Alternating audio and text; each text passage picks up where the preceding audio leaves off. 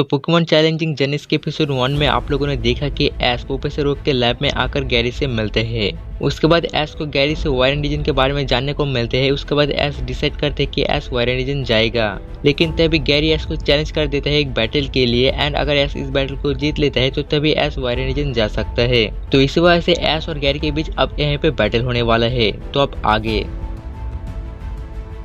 एश अपने पिकाचू को भेजता है एंड गैरी एक पोकेबॉल को भेजता है जहां से अम्ब्रियन को निकलता है।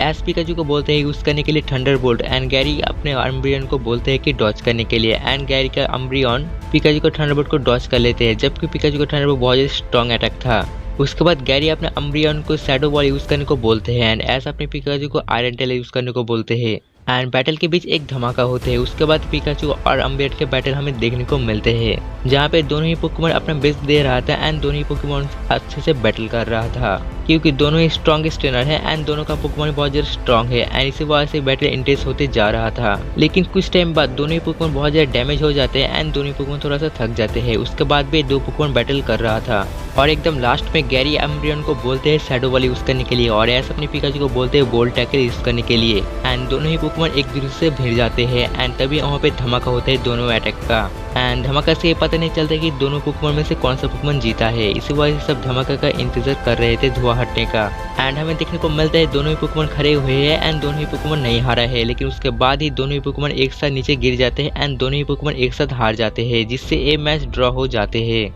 उसके बाद गैरी एश को बोलते हैं काफी लिए तारीफ है, तुम बहुत अच्छे बैटल किए, पहले से तुम बहुत ज्यादा स्ट्रॉन्ग बन गए हो। एश बोलते हैं हाँ जरूर, क्योंकि मैं अभी वर्ल्ड चैंपियन हूँ, मैं लियोन जैसे स्ट्रॉन्ग ट्रेनर को हरा चुका हूँ। फिर गैरी एश को बोलते हैं हालांकि मैं वर्ल्ड चैंपियन नहीं हूँ लेकिन मैं बहुत ज्यादा स्ट्रॉन्ग हूँ, इसी वजह से बैटल ड्रॉ हो गया है एंड मानना पड़ेगा तुम बहुत अच्छा बैटल किए, लेकिन इतना स्ट्रॉन्ग बनना काफी नहीं है क्योंकि उस रीजन के ट्रेनर बहुत ज्यादा स्ट्रॉन्ग है एंड हाई लेवल वाले ट्रेनर है जिसको हरा पाना मुश्किल होगा, जिसके वजह से तुम्हें और भी ज्यादा ट्रेनिंग करना पड़ेगा। उसके बाद बहुत ज्यादा स्ट्रॉन्ग बनना पड़ेगा एंड तभी तुम उस सभी ट्रेनर को हरा पाओगे, नहीं तो तुम उस ट्रेनर के सामने बहुत इजीली हार जाओगे। एश बोलते हैं ये सब तो ठीक है लेकिन तुम्हें उस रीजन के बारे में इतना कुछ कैसे पता है। उसके बाद गैरी एश को बोलते हैं फिलहाल ये सोचने के टाइम नहीं है, ये तुम्हें आगे पता चल जाएगा टाइम के साथ। उसके बाद गैरी एश को बोलते हैं अच्छा ठीक है अब मैं चलता हूँ एंड फिर गैरी प्रोफेसर ओक को बोलते हैं फिर मिलेंगे दादाजी, ये बोल के गैरी वहाँ से चला जाता है। और उसके बाद एश सोच रहा था एंड तभी प्रोफेसर ओक एश को पूछते कि एश क्या सोच रहे हो, तभी एश बोलते हैं इसके बारे में गैरी को इतना कुछ कैसे पता है। फिर प्रोफेसर ओक बोलता है कि गैरी ने इसके बारे में बताया कि तुम्हें आगे पता चल जाएगा, कुछ तो इसके बारे में रहस्य है जो कि गैरी अभी नहीं बताना चाहते हैं, शायद हमें आगे जाकर पता चल जाएगा।